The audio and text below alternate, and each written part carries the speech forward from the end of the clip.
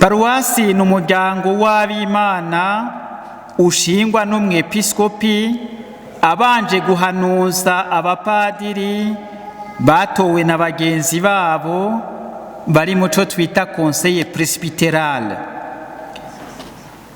Umwepiskopi agaheza agahanuza n'abandi bose abona yuko bibereye, hama agashinga umuryango wa paruwasi akawuha imbibe.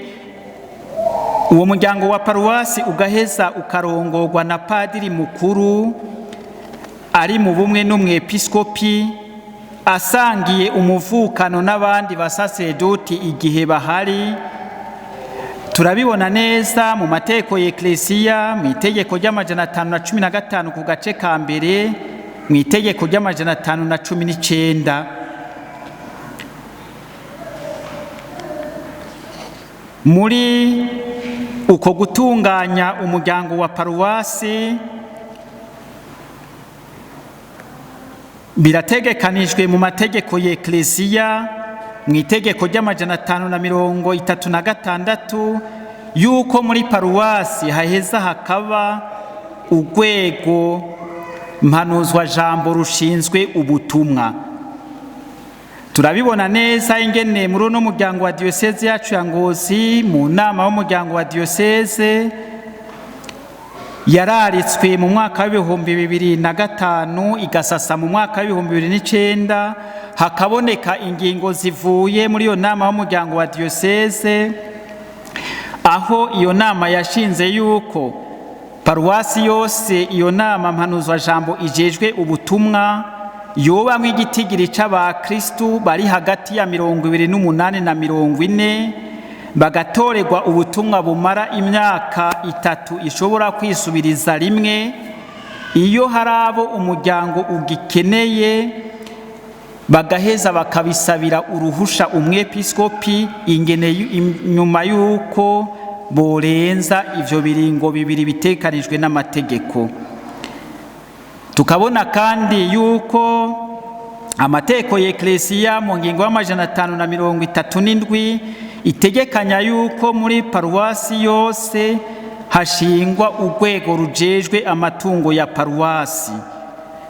Inama y'umuryango wa diocese nayo ikaba yaratomoye yuko urwo rwego rujamwo hagati y'abakristu 5 canke 7, abo nabo nyene bakamara imyaka 3 ishobora kwisubiriza rimwe, igihe babona yuko bakibakeneye mu butumwa borenza iyo myaka 6, padiri mukuru agaheza akabisabira uruhusha ku mwepiskopi.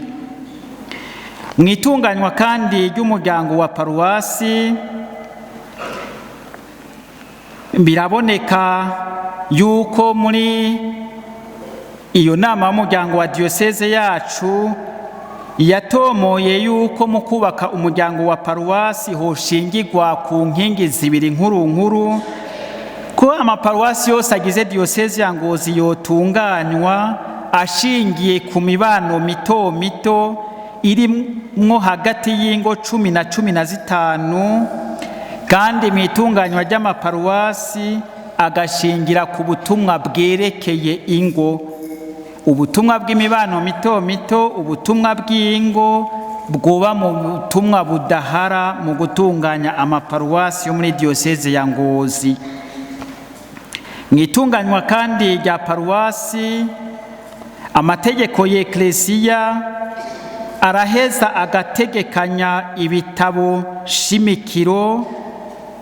Turabibona mu ngingo y'amajana 535 y'amategeko y'Eklesiya yuko mu paruwasi habwirizwa kuboneka igitabo candikwamwo abakristu babatijwe, hakaboneka igitabo candikwamwo abakristu bagira ubugeni, hakaboneka kandi igitabo candikwamwo abakristu bitavye Imana.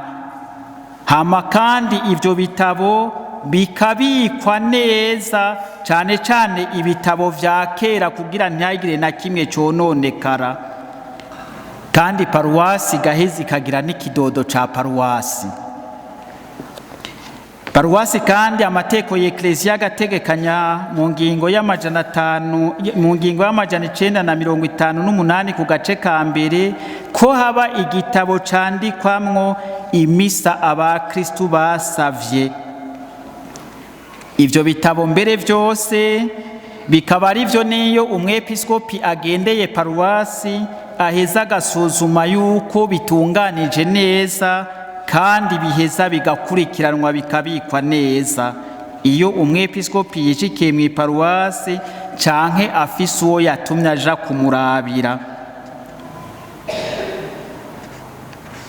Umuryango rero w'abimana uri mu munsi mukuru nk'uwo uraheza ugafatira ngaho mu kuraba ingene witunganije, kandi ayo mateko y'Eklesiya nyene mu gutunganya amaparuwasi n'ubutumwa bwayo mu ngingo y'254 agategekanya yuko paruwasi muri wa mugambi w'ukwitunga n'ukwitunganiriza ivy'umuryango aheza akarondera ibifasha gutunganya neza amasabamana.